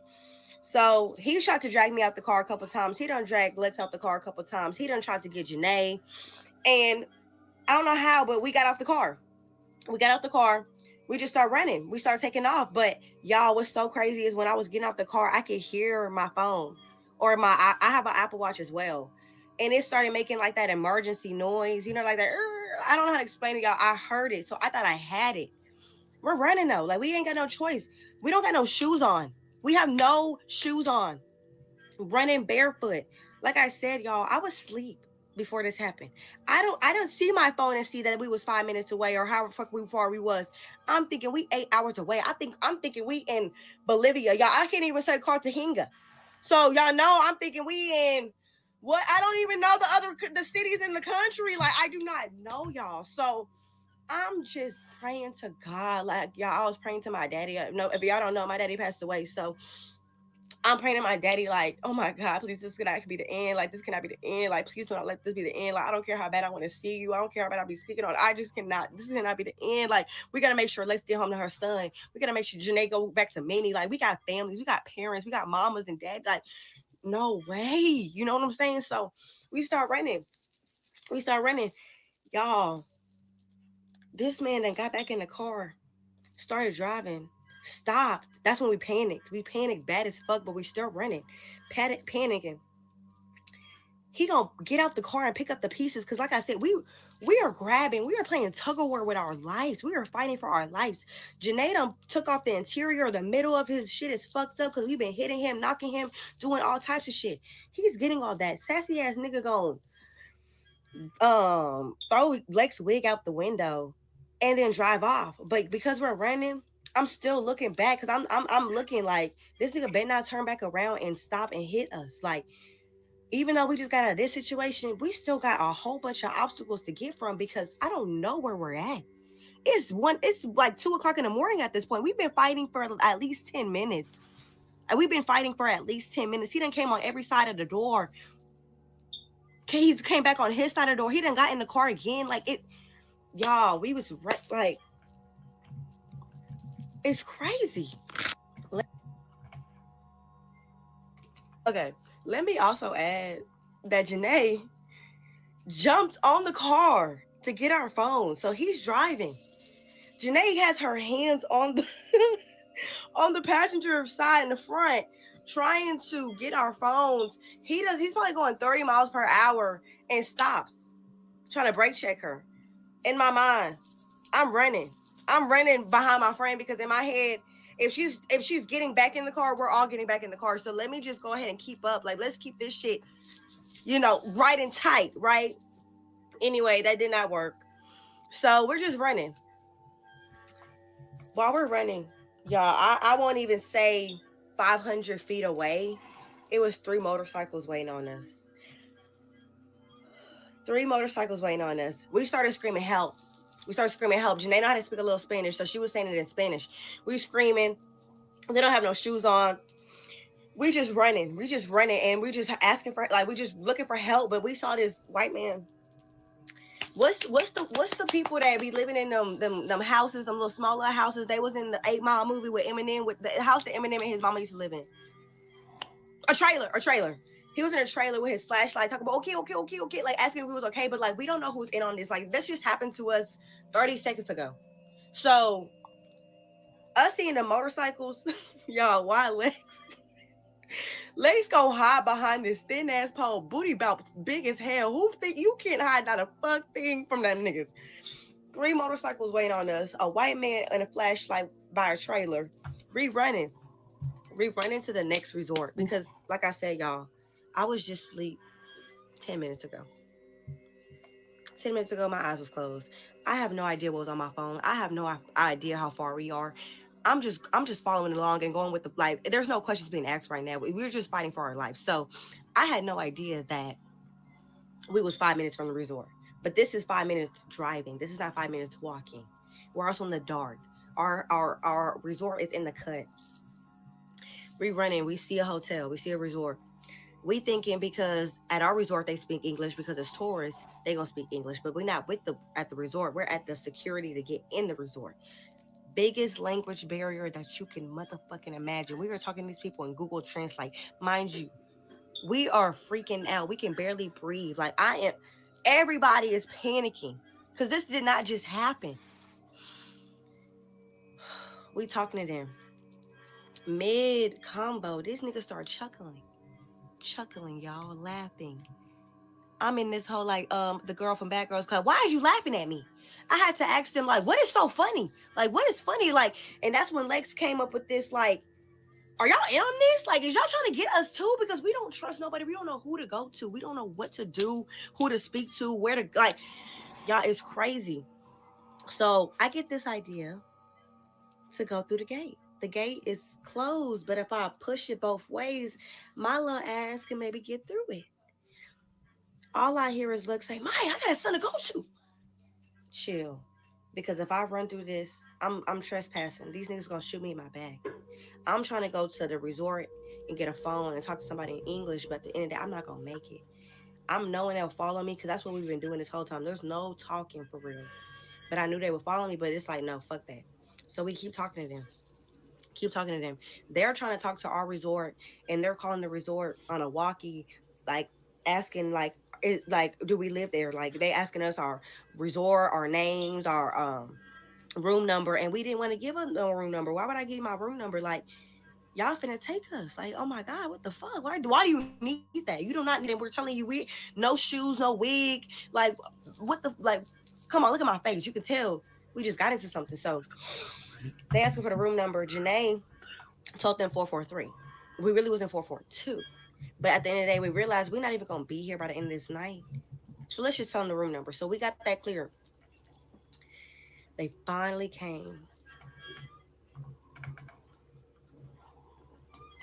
So they finally called a resort. They talked to the resort. They had asked us about another bitch because when we had lied and said we were staying in 443, they was like, who is this and that? And that wasn't us, obviously. So then we told them the room number because we realized we was not going to stay there not a minute longer. Like, as soon as we can get the fuck out of Colombia, we got the fuck out of Colombia. That's why we was back 24 hours, and it's unbelievable. Unfucking believable. So we see this van come. Silver van, unbranded, no name on it. We like, oh my God, y'all, like, this could be just as bad. And it doesn't make it no worse. Like, the van was right there. As the van is parking, we see another van that's branded with the name of the resort we're at. So we're like, oh my God, is it passing us up? Should we get in this van? Then they talking about we need to get in the back. Legs pull me. I'm getting in the front. I'm getting in the front. They in the two. They sit on this too, and we got the security man that we just talked to for the last like 20 minutes in the middle. We not playing because even when the man came and picked us up, I'm asking him for his ID. I'm asking for his information. I don't care about no name tag because you could have got it out for that party city. I don't know. I don't know. But cousin or the cousin, y'all could all be getting. Y'all could all be doing this to us. We don't know. We don't trust nobody. We just literally just almost got our life taken and fought for our life, and we barely got out of it. So of course we're not trying to go back in the situation. So we get in the van. We got our windows down. The Lex and Janae got their windows down. I got my window down, and I keep pressing on lock because when we got in, I heard them locking, and I'm really paranoid at this point. So if I'm in the front seat, I'm finna keep this door unlocked. Every 5 seconds, I kept pressing the lock button because if we gotta roll out, we don't got no phones. The phones is in the car. Mine's under the seat. The man don't even know my phone under the seat. So I'm just unlocking. If we gotta roll and go again, we gonna do it again, and we gonna run back to the resort. But we seen a resort name, and it was like a release, but like we still so scared, like terrified. So we finally get to the resort. I think we stopped and talked to them for a minute, but we wasn't really trying to talk because we were trying to go back to our room and get our iPads. Thank God that we had our iPads, and immediately we just called our families. Was trying to talk to them, yada yada this, right? Cool. The police finally got there. Like I said, y'all, my phone fell. He didn't snatch my phone. So my phone is under his seat. He has no idea that my phone is under his seat. So he's driving, making pit stops. I'm screenshotting every time this nigga make a move. I have 18 screenshots in my phone of this nigga with the phones in the car. Police get there. I'm telling them the last stop. The last stop was a minute ago when they got there. I'm just showing them like, hey, like he's right here, right here. They gonna ask us, should we go with them? Like we need to go with them. We need to go with Colombia laws. We need to go with them and identify them. We need to identify the man that just tried to kidnap us, so we can know that it's him. We all looked at each other like, fuck no. I'm telling them like, there's no way I'm going back in a situation that we just got out of. Like we were so blessed to get out of the situation. I'm not putting myself in no danger. We all on the same page. None of us is doing the same thing. Like we is not going back in that car. The cop car wasn't even a cop car. Not the cop cars we used to. It looked like a SWAT car, like the people they like transferring the inmates. Like the backup, they pull it, and it's people like we wouldn't be able to have got back in. Like we wouldn't be able to have unlocked that door. I don't know what the fuck he thought was going on, but that shit was stupid as fuck. So they like, okay. Mind you, we're translating through somebody at the resort. It's a guy named Raphael. Raphael, I love you with all my heart. Thank you so much for being on our side. Thank you for trying to communicate. But at the same time, he was translating, and I'm not sure he was saying everything that we were saying. So it's like again, it's a language barrier. These we can barely communicate with these people to even get the help that we need. So what was I saying? They asked me for my iPad. The police officers asked me for my iPad, to bring my iPad with them to go to the scene without us, because we didn't agree to go to the scene with them. I'm like, no, I'm not giving y'all my iPad. This is the only way I'm able to communicate with my mama. The only way I'm gonna be able to communicate with my mama. No, like, there's no way I'm giving y'all my iPad. I already got my phone stolen. Like, I just almost got kidnapped. We all just like, what the fuck are you talking about? I'm not giving you my iPad. This nigga gonna ask me for my iCloud. My iCloud. So you want me to give you my iCloud so that when I do leave Colombia, you'll know exactly where I'm at right now? So you can come to Houston, come get me at my mama's house? Absolutely fucking not. So, yeah. Okay. I'm gonna tell y'all the backstory too. I'm gonna get a little bit more into it because a lot happened after that. But I'm gonna give y'all the backstory too because y'all gonna be like, why?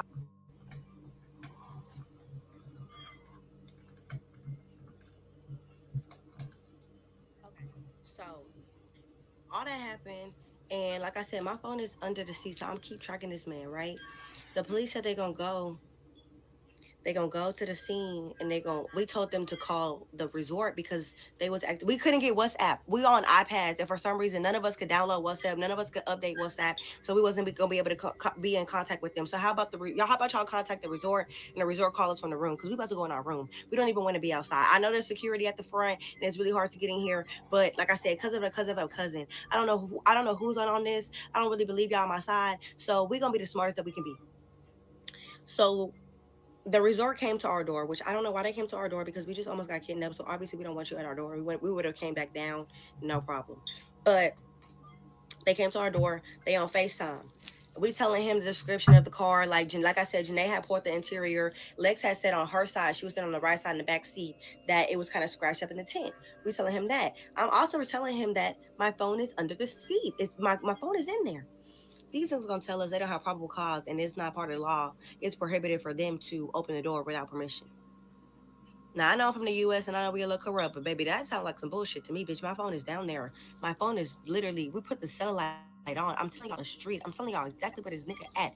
The only reason we didn't go is because we didn't know if it was a warehouse, a butcher shop, a chop shop. We didn't know if the cartel was gonna be waiting on us. We're not gonna get shot and be put in another predicament where we almost lose our life. So we didn't go. Looking back at it, I wish we would have went, but at the same time, I'm glad where we were at. Like I'm like being home. Like fuck the phones. We replaced the phones. I have a new phone. I don't even care. So they went back to they said three yellow taxis. Why they going? We told them the description of the man. We told him he was darker than me. He had a little hair but not too much hair, and he was young and he had a goatee. We told them the description before they even went. Why the fuck they gonna FaceTime us and show us the man, this old ass man? I really believe it could have been his dad, the granddad, because he made so many stops to where like he probably had somebody else driving the car on the way home. It wasn't him dropping it off. Like we don't even know if this is really where the man stayed. But they showed us this old ass Colombian, barely got any hair, no chin hair whatsoever, no beard, no nothing. We just looking like, so this the end? Like y'all done trying to help us? Like I really believe the police officers were more like y'all over here asking for phones, but we really wanted to find him. We wanted him to. I want this nigga to be under the jail cell. I want the devil personally to come get this nigga and drag him down below him. I believe he deserves the worst of the worst of the worst. Okay, so we just wanted him never to be able to do that again. If we the way this happened, it felt like a movie. So we thought we was gonna get the happy ending and where everything got solved before we left, and we could just go home and nothing. We would never have to like think or talk about it again. But now we have to spread this awareness because this is so real. You don't think it's gonna happen until it happens. So they basically like gave us false hope, telling us we gonna find the phone, whatever the case may be. We end up going down to the resort later on because we had to pack our bags because we ready to go. We about to go. Why everybody at the resort know who we are? Because we the only young black group with curly hair, red hair.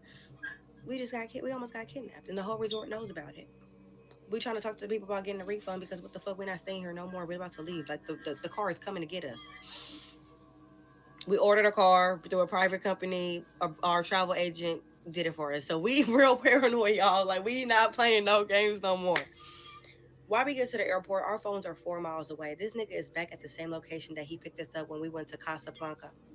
Plaque, whatever. Y'all, I don't even care about the names and what happened no more because I'm gone. I'm back in my city. I'm not even gonna say what city I'm in because I don't want y'all to come get me. I don't want them. Y'all, crazy. Now I'm gonna tell y'all everything we should have did. because it was so many sides. Yep. That was a very unfortunate situation. Yep. It was all over phones. Yep. They got robbed over their phones. That's Colombia 101. Never, ever, ever, ever pull out your phone. Never pull out your phone. So that's what they wanted with those telephones. That's what he wanted. Especially those iPhones. And they are lucky to be alive, to be honest. They're very very fortunate to be alive. They're very fortunate. It could have been much worse. Yep. They will get those telephones.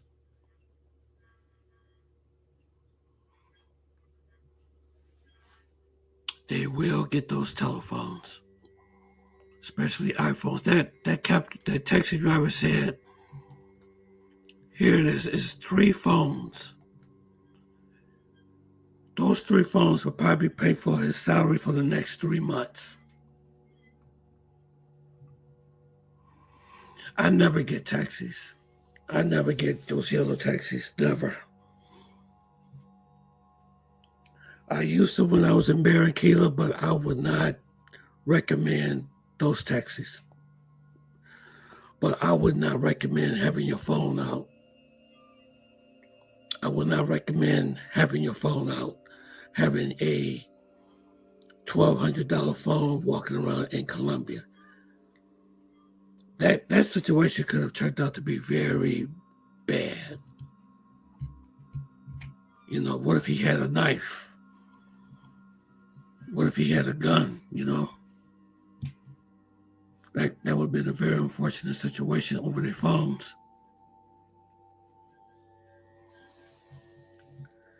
Yep. That was a sad situation. But that's why you always should do your research before you go. Always do your research. Always do your research. If you don't watch any of my videos, I always talk about those phones, especially iPhones.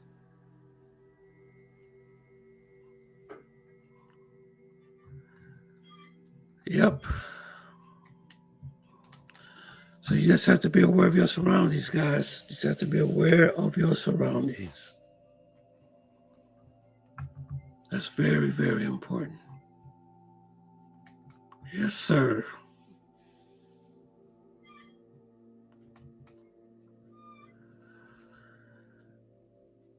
Let's see what you say here. I didn't blame you for choosing Thailand because greed to Colombia will always win. Yeah, they would get you over those phones. That taxi driver, when he seen all those iPhones, he said, shoot, man, this is like a gold mine. And so you got to understand, in Cartagena, most of those people there are very, very poor. They're very poor. And let me tell you something, if they see an opportunity, they're going to get it. They're going to go for it.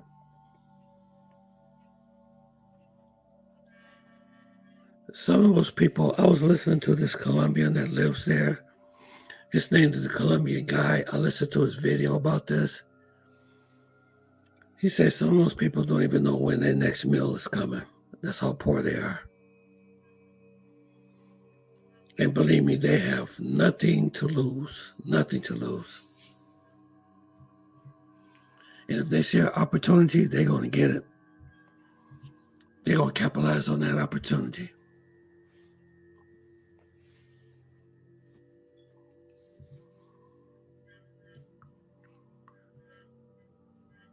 Yes, sir.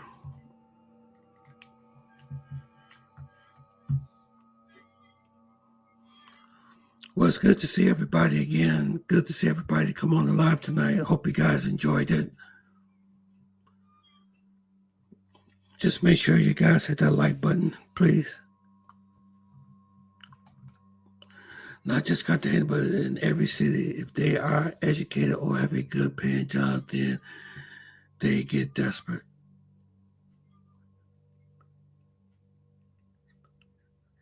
It's every city.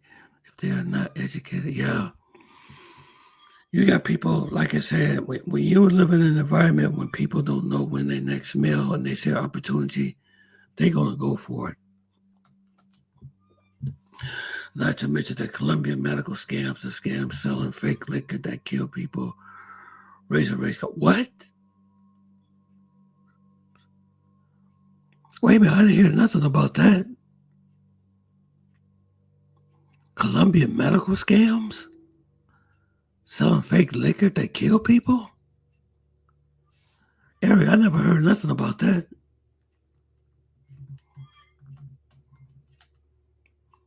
Hey, Eric, did something happen about that? Wow, that's getting kind of scary. Because I know people go down to Colombia to have, their teeth and all that stuff done, This is the first time I heard about someone getting scammed over fake liquor. Now, I heard the Dominican Republic, that was happening there for a while, but I never heard about Colombia actually sell fake liquor. I never heard about that. You got to tell me about that, bro. You got to tell me about that, man. That one is new. I remember there was a time that the Dominican Republic, they were selling fake liquor. Some of the bars was, and people were dying. That was like maybe about 4 years ago.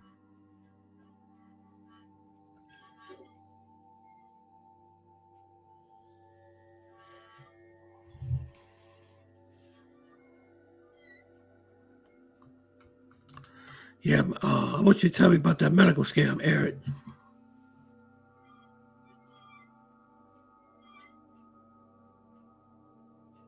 Wait, something just popped up. Remember that video where the foreigners were in a one-girl distraction situation? You talk about those foreigners that invited those girls to their apartment, Marcus?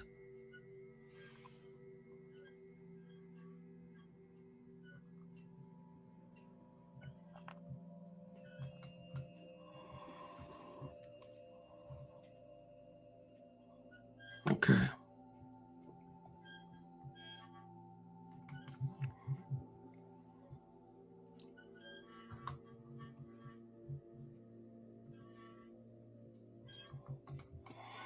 You said, yeah, in that video, they said it was a fake drink. Did I show that video, Marcus?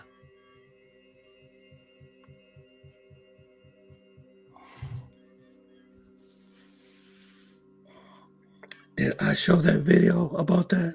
I'm not for sure what you're talking about.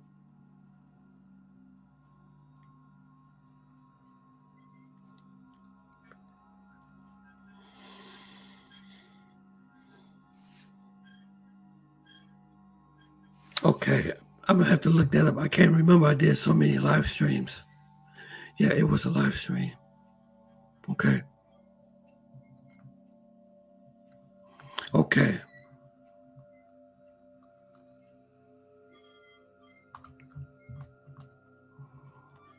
Your live stream. Okay.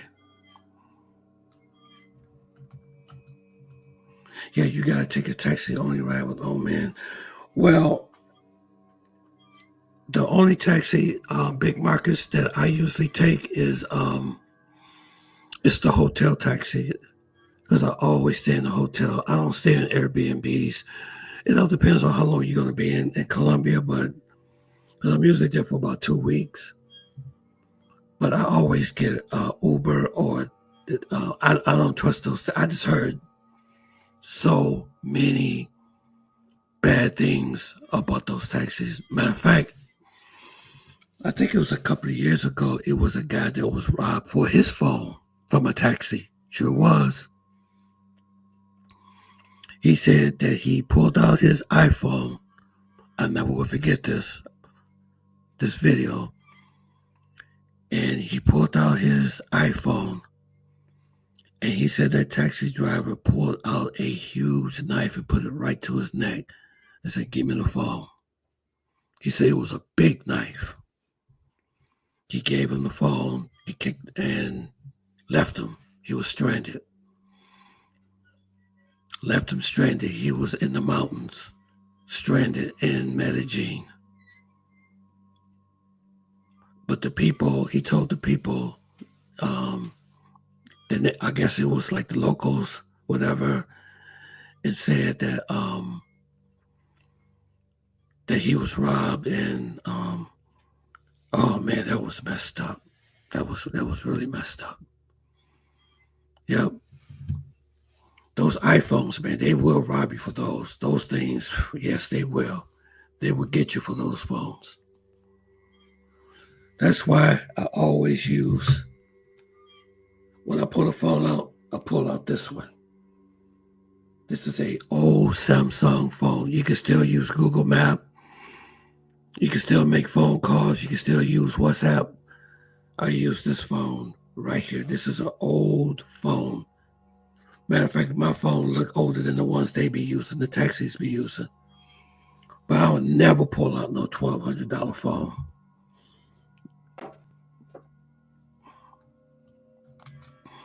It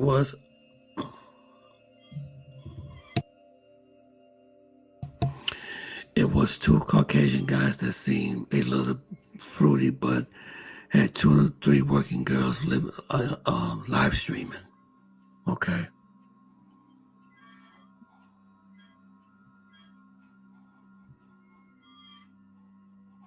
Yeah, I know what you're talking about. Yep. Yeah, I remember now. Yep.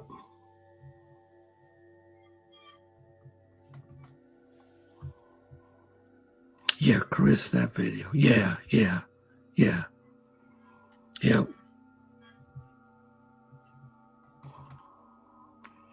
I'm going to tell you something. Colombia can be a very beautiful place, but it can be a very dangerous place if you don't know what you're doing.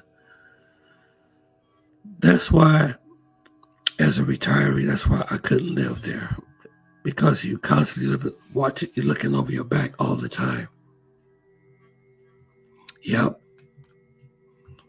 I heard that there was a YouTuber. His name is, what's that guy name?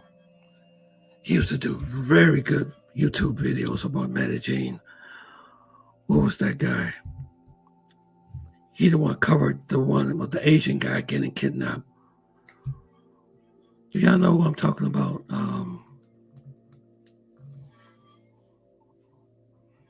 Yeah, I remember that. Yeah, I remember that video. What's the name of that guy that do those like documentaries, like videos? He covered the story about what happened to the Asian guy that was unalived. What is his name? I'm trying to think. What's that guy's name? Help me think about it, guys. Obiland. Obiland. Yeah.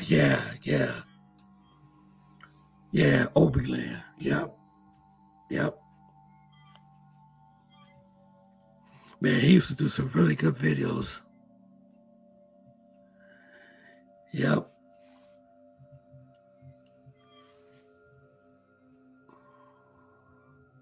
Yeah, those 2 guys, they got drugged and they took everything out of their apartment. You never bring nobody back into your apartment, your Airbnb, whatever that you stay in. They took their phones, they took everything. And you know what I heard too? When they rob you, I heard that the law enforcement, they might try to get your stuff back, but they release them back out. They let them out. They don't hold them. They actually let them back out. Now, if they did like a serious crime, like a homicide or a kidnapping or something, then they will charge them for that. They'll be in jail for a long time. But just taking stuff like your phone and all that type of stuff, maybe drugging you, no, they don't hold them very long. Yeah.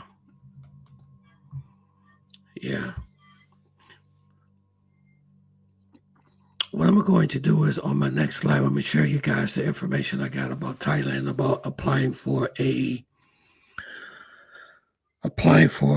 retirement visa. Yeah, I've been doing some research about that because when you retire, when you go somewhere, you want to be at peace. You want to be at peace. And I haven't heard nothing like this happen in Thailand, in Pattaya or Bangkok or Phuket or those places.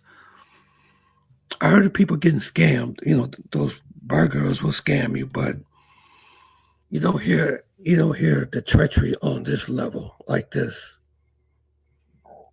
Getting drugged, getting robbed, getting, unalived, getting poisoned,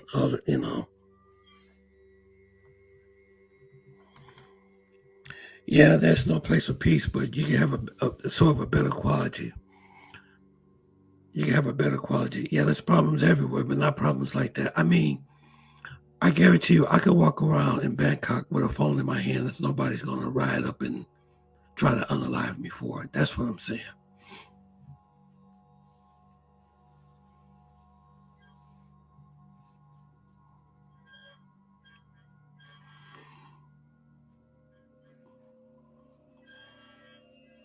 I hope you guys enjoyed this live tonight. I enjoyed talking to y'all.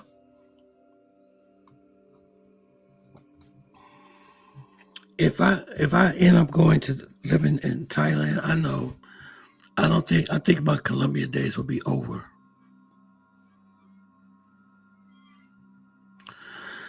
Yeah, you know what? I'm gonna be honest with you. I gotta get there fast. I gotta get to Colombia fast. Because you know what, Chris, they're starting to drift away.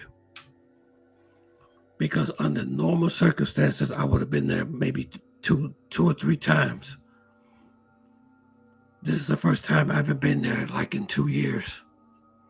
I didn't go none last year. I went the year before last, twice. And so far last year and this year, I haven't been. But I can see them starting to drift away now. They may think I'm not ever coming back. One of my girlfriends were like, it's like we used to talk like almost every other day or every day. And now they don't even really contact me much like they used to, especially Barbie.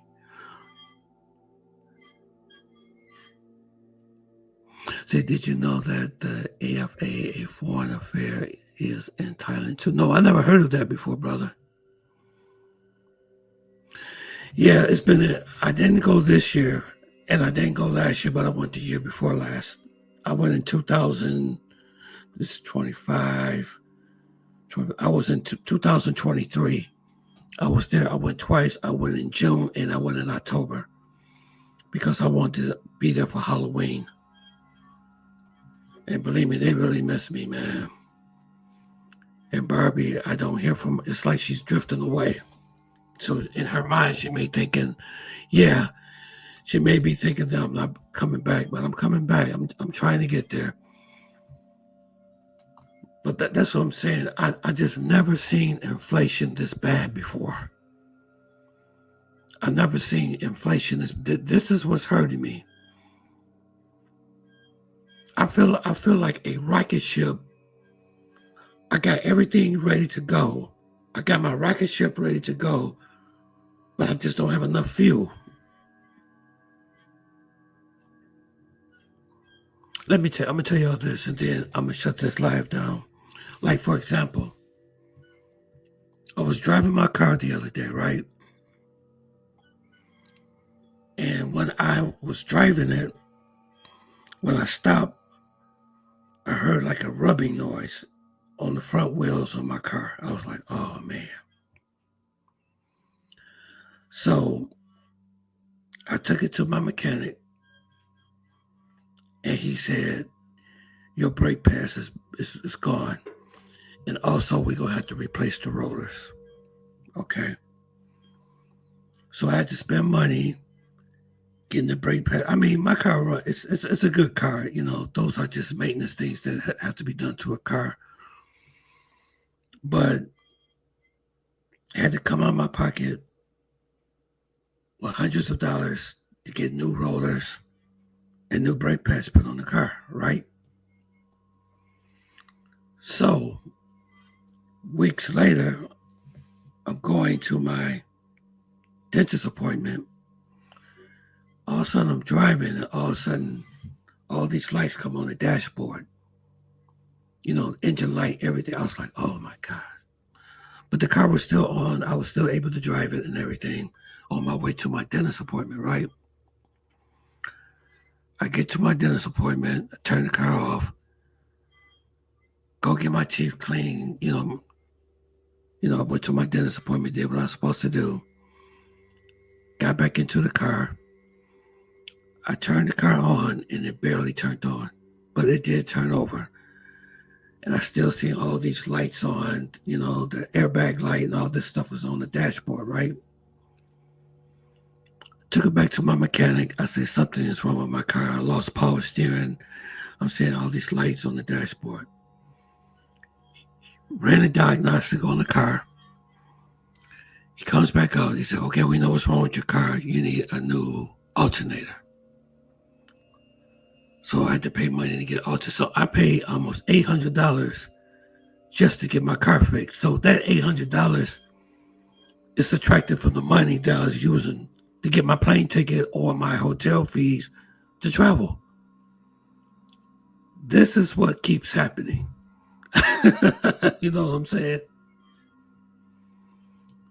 And then yesterday, I went back to have another exam done on my teeth again. They say I owe a copay of $100. So I'm just saying, it's just the matrix here. It's just sucking all your energy. Like I said, I'm like a spaceship that's trying to launch to leave, but I don't have enough fuel.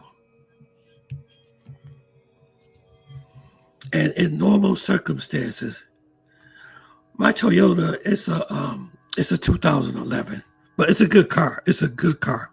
It's a very good car. It's a Corolla. It's a 4-door. It's a real good car. Those are just maintenance things that happen. So I'm not really upset, but it's just that, the price of food, the price of our utilities here in Michigan has went up. Like I had one of my coworkers was complaining, saying that her electric bill was $500 last month. $500. But in normal circumstances, before inflation, before all these things that's happening right now in America, I could just go to Colombia multiple times. I've been doing this for years, but this is the first time that I actually feel stuck. They're constantly calling me, like, when you coming? When you coming? We miss you. Where are you? Where are you? Because I would have been there by now, but my goal is to be there in June. So I still got my tax, refund, so hopefully. I had a 2007 Hyundai Elantra, and it lasted pretty good until 2021. Wow. I don't want another car right now, man. I hope that Corolla lasts forever. I take good care of it though. I keep the oil change. I don't drive it very much. It still has low mileage too. I just drive it to work and back like that, But it's a good running car. That car, it just go and go and go and go. I bought it brand new in 2007. Wow. That's great, man. Yeah. Yep, so that's how I feel right now. Just like it's like the Matrix. It's like it's keeping you here. Like I know a guy right now, he's from the Philippines and he came back to visit, Y'all probably know who he is. His name is Sunshine Shoulder. And he was living in the Philippines.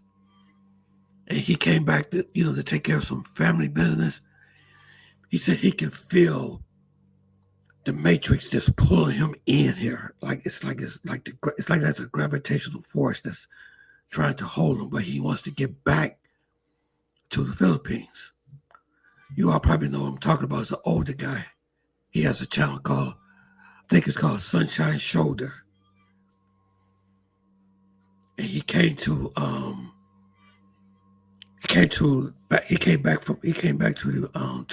the U.S. to take care of some business with his family.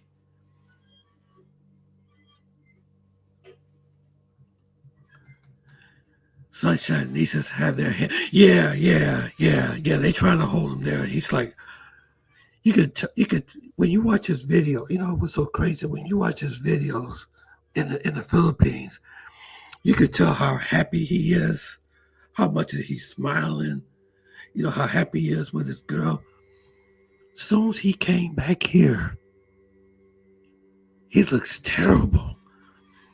And the subscribers and people in the comment section is telling us that, man, you need to get back to the Philippines. Forget about your daughters and they dysfunctional, living, Go back and be happy. Go back and be happy. Don't waste your time here. Live your life. Live your golden years. I'm trying to live my golden years, y'all. So what I'm going to do, I want to show y'all something real quick. So I want to ask you about that. Do you plan to return to the U.S. more than one time a year to see family? I probably would have to return here probably once a year. Yeah, but it's going to be real quick. Because I'm going to tell you something. Once I make that move, I'm going to be on a very delicate income. You know what I'm saying? And what I'm going to do is on the next live, I'm going to show you all the information I got to make you eligible to be able to get a retirement visa from Thailand.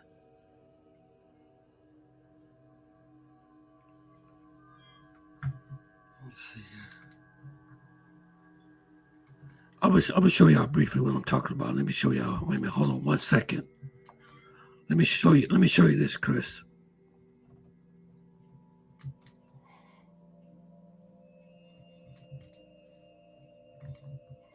This is it right here, guys. This is the Thai embassy right here. They show you how to apply for your visa. Or they give you 3. Let me see. Hold on for a second. Let me see. This is the criteria to apply for the visa. They say, number 1, you have to be over 50 years of age. You must meet one of the following criteria.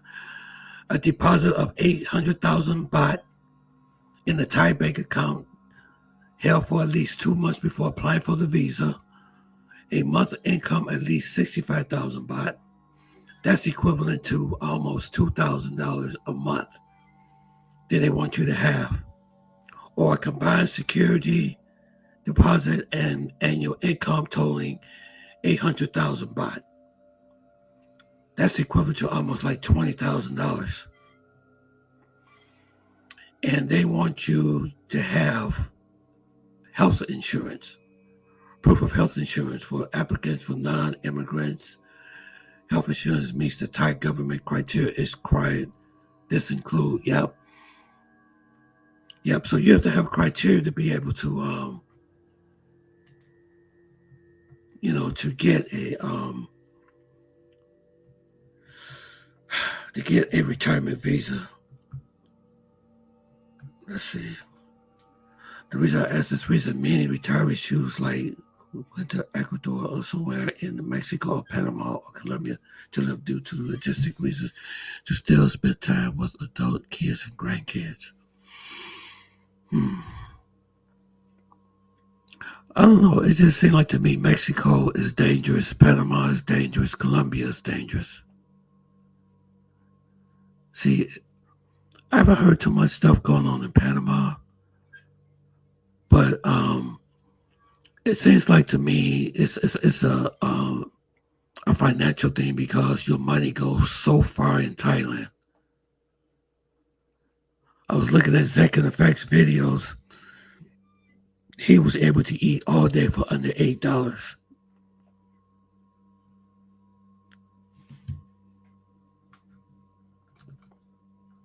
So the Grippo family keep meaning coming back. Yeah. But you can tell that he's unhappy though. He's ready to go. He is ready to go back to the Philippines. I know he missed his girlfriend there. He met a beautiful woman there. I think that's his wife. But he needs to get back there as soon as possible. You don't want to live somewhere where your head is on a swivel. Yeah, that's what I'm saying. That's what I'm saying. You don't want to keep looking back, looking over your shoulders. Wonder if you take your phone out that somebody's going to rob you. But don't get me wrong, Colombia is a very beautiful country. If I had a choice to live there, I would. But it just, I don't know.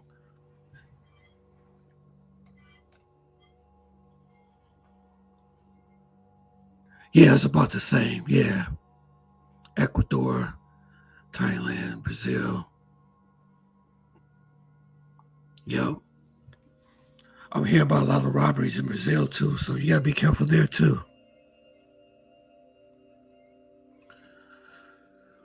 Okay, my friends, I'm getting ready to end this live. I'm gonna get something to eat.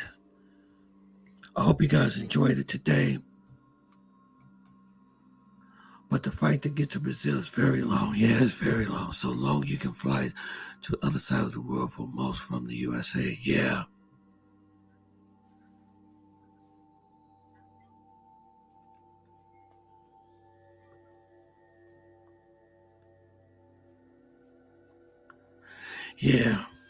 Yeah. And I think trying to apply for a visa is probably a little bit more complicated too. But it seemed like to me, Thailand is like where a lot of retirees go, and they love it there,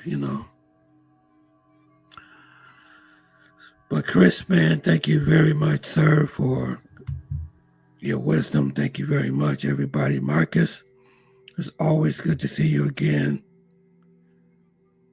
It's good to see everybody again. I really appreciate y'all's support. I hope you guys got something on this live tonight. And I definitely see you next week on another live. I've been putting videos out too. So I'm going to start doing that again, putting regular videos out instead of just doing lives. Thank you, brother. Y'all stay safe now, okay? Okay, peace. Thank you. Don't forget to hit like and subscribe too. Make sure you like everybody here right now. The 7 people. Hit that like button.